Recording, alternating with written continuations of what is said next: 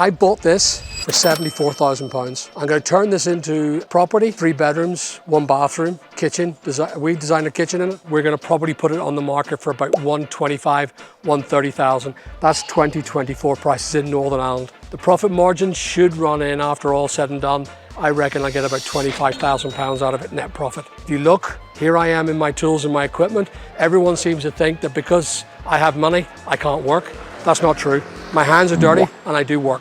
So come on inside and I'll show you this business. So the reason why this house was so cheap was because some idiot who decided to put down the flooring here, if you want to have a look at that, what they had done is they had covered the air vent, not here, but on the far side, and it's caused damp.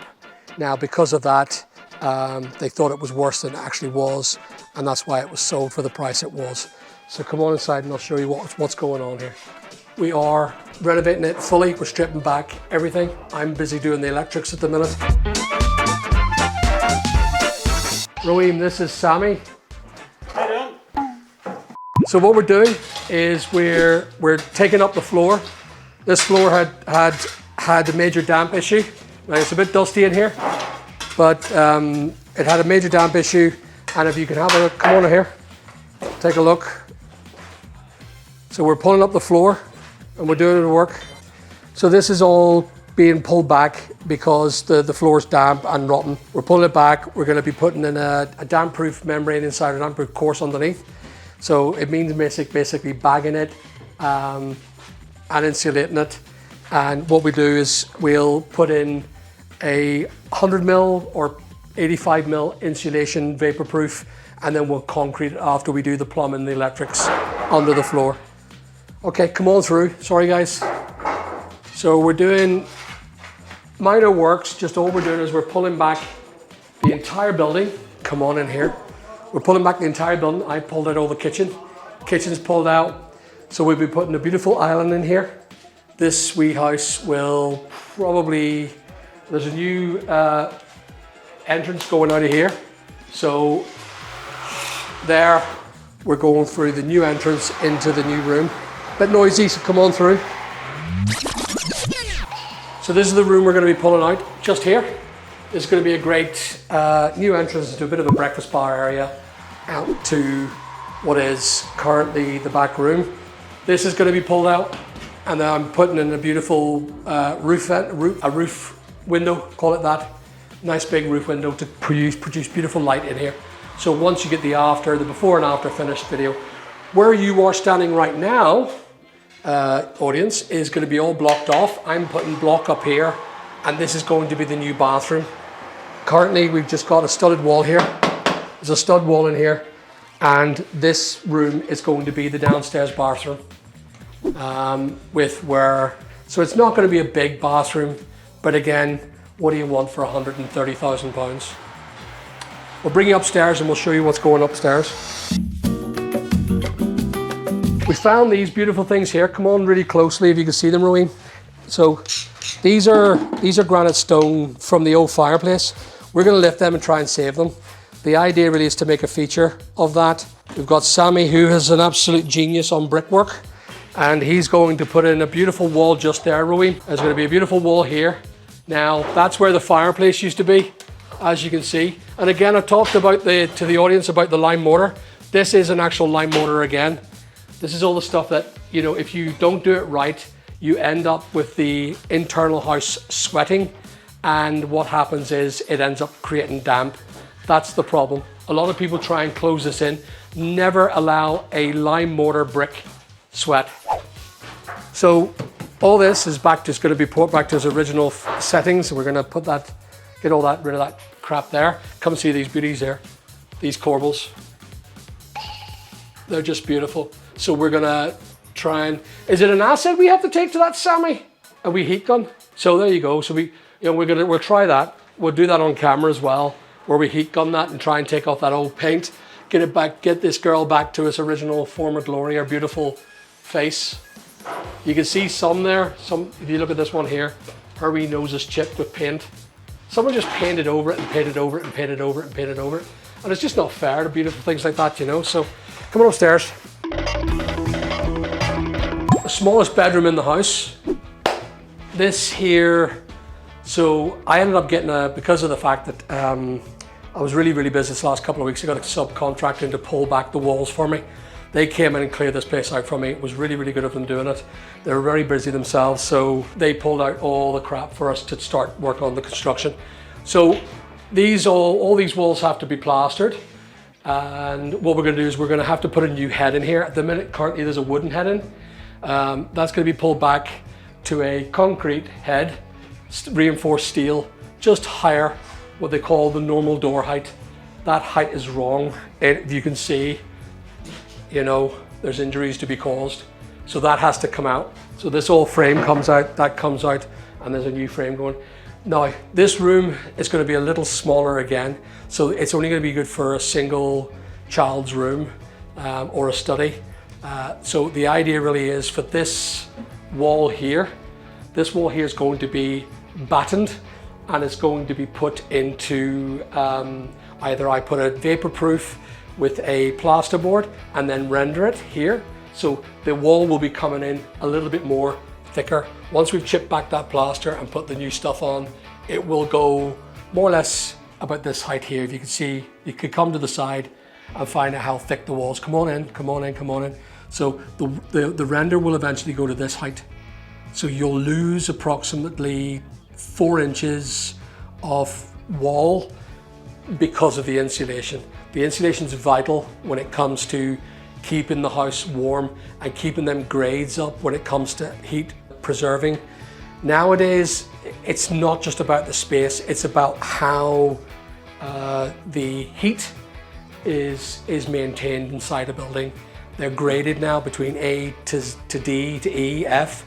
And if you buy a property that's D, you rarely get a mortgage on it. If it's E, it's harder. And if it's F, you'll never get a mortgage on it. So the idea really is to make it as tasty as possible for if I decide to sell this property or flip it, I can then sell it to people and then I have a wide space of people who will say, yes, it's a C. I'm hoping for a C, I might get a D. It was sold to me as an F because it had nothing in it. So it's to be wired throughout, brand new wiring system throughout. Even though it was wired only 10 years ago, I'm the sort of guy that, you know, well, I can do it myself and it's only gonna cost me about $1,000 in parts and, you know, labor, I'm free as far as I'm concerned.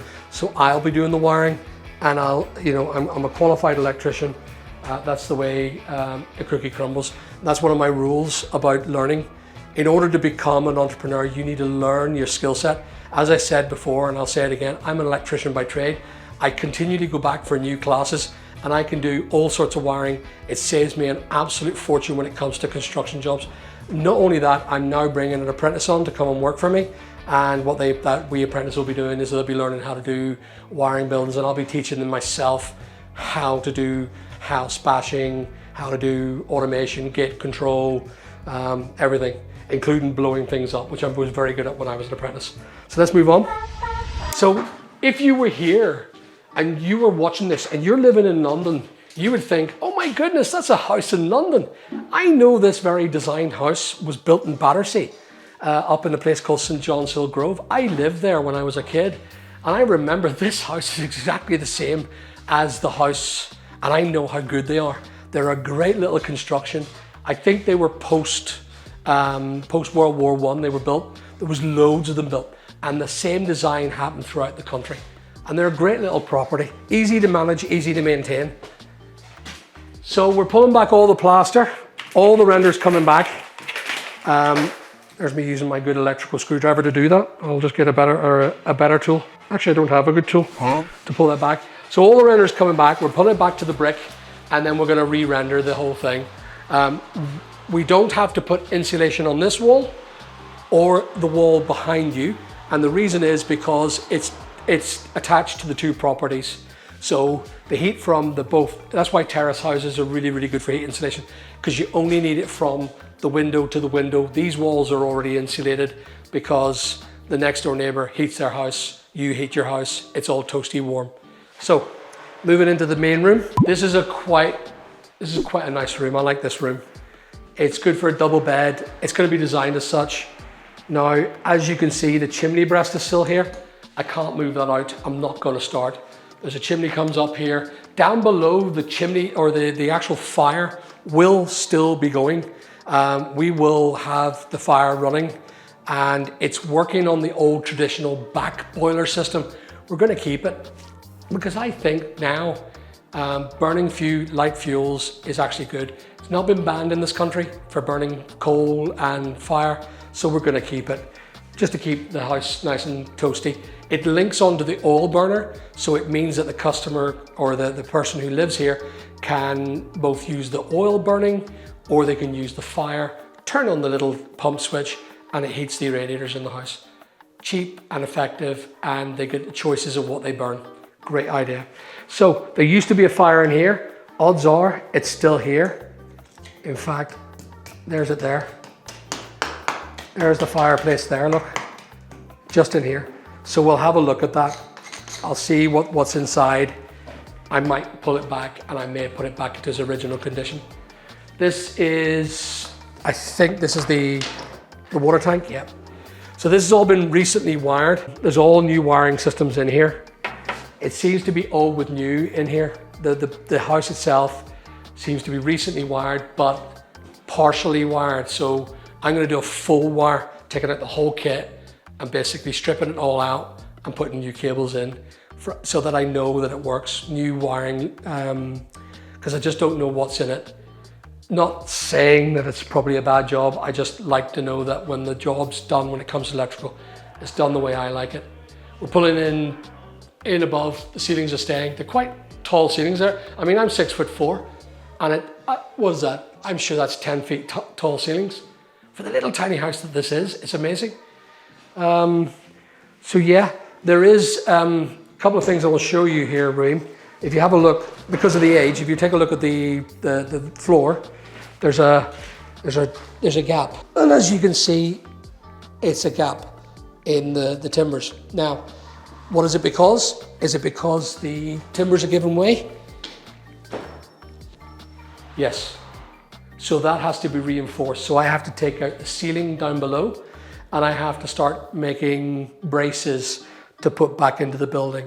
I would say what's happened is someone's badly repaired it. I would probably put my career on it. So this is it. This is where people ask me, how do you make money, Al?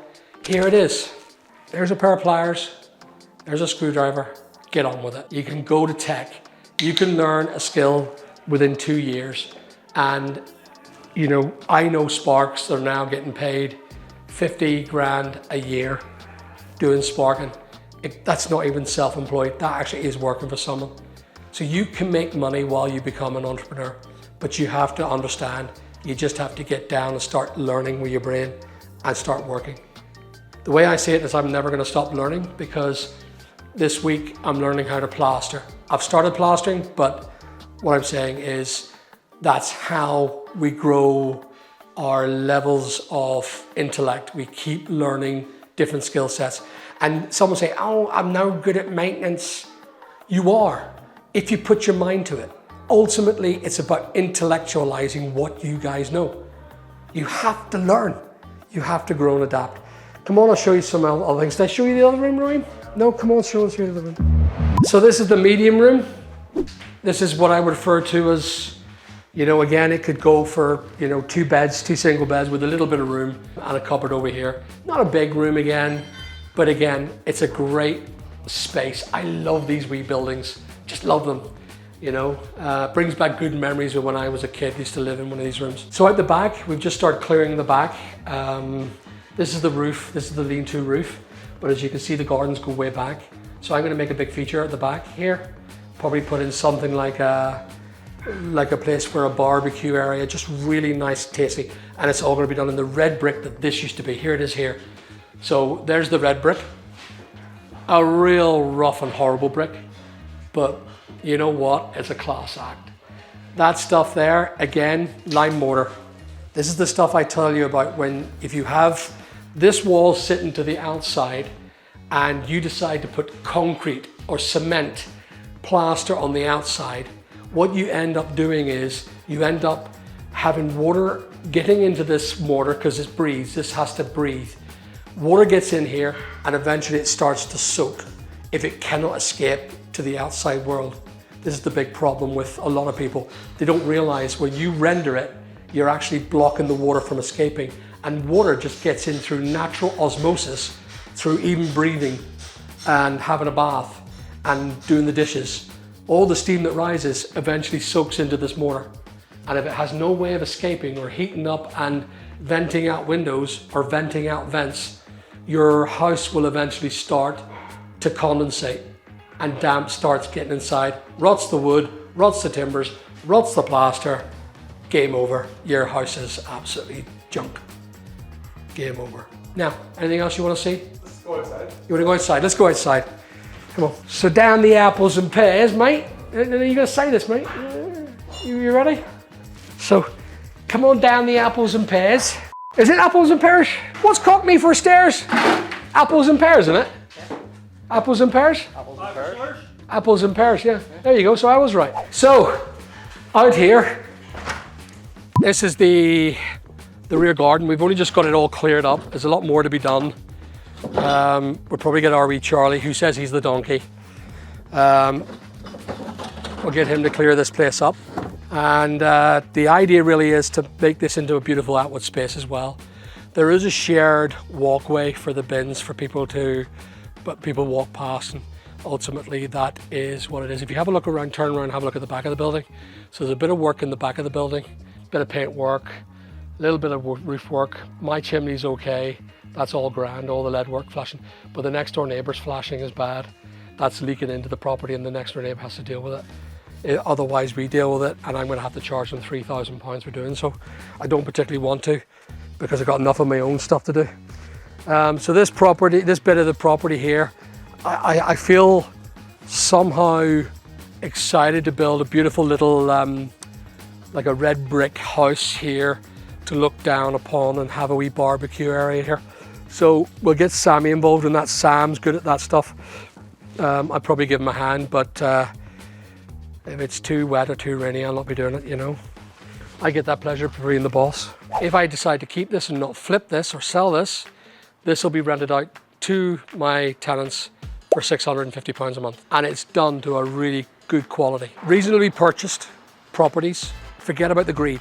Look at the longevity, the long term. If you're gonna rent this, £650 a month with a 2 to 3% against inflation rising rent. So next year, if it's 650, the year after it's going to be 660, 665. The year after, thereafter, it's up £15, £20 a month per calendar year. But what I'm trying to say is, don't be greedy. Build a property, do up the property, rent the property for a reasonable rate, get a good tenant in, a lifer who wants a good quality of life and are happy to rent for the rest of their days. Keep them forever, all right?